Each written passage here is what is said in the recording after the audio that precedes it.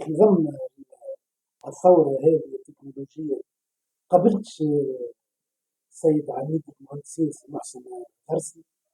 والله ما زال ما حصلش الشرف، أنا ما زلت كي جيت، وإن شاء الله يكون لي الشرف ونقابله إن شاء الله.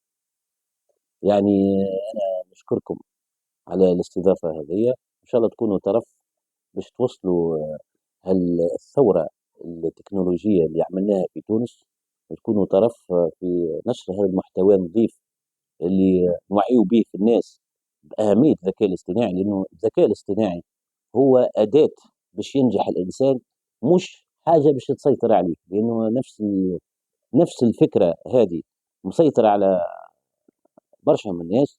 يقول لك انه الذكاء الاصطناعي يجي نهار يولي يسيطر على الالات ويسيطر على الروبوات، واللي عنده كما نقولوا احنا اراده ذاتيه، واللي عنده لا، هذا هو اي ذكاء اصطناعي انت اللي تقدر تسيطر عليه، وانت اللي تقدر تصنعه، ولكن في حدود معينه، انك تجعله كاداه، يعني كاداه تستعملها باش تسهل لك خدمتك، باش مثلا تعطيك معلومات، باش تسهل لك مثلا صيانه، باش تسهل لك اداره، باش تسهل لك تنظيم اوراق، باش تسهل لك ماركتينج، باش تسهل لك تسويق.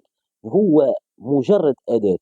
وانا معناها لي الشرف انه انا اول واحد في افريقيا خمم في الفكره هذه، وخذيت براءه اختراع عالميه من ويبو، من المنظمه العالميه للحمايه الفكريه في جنيف، انه هذا النظام هذا بتاعنا ماهوش موجود في العالم كامل.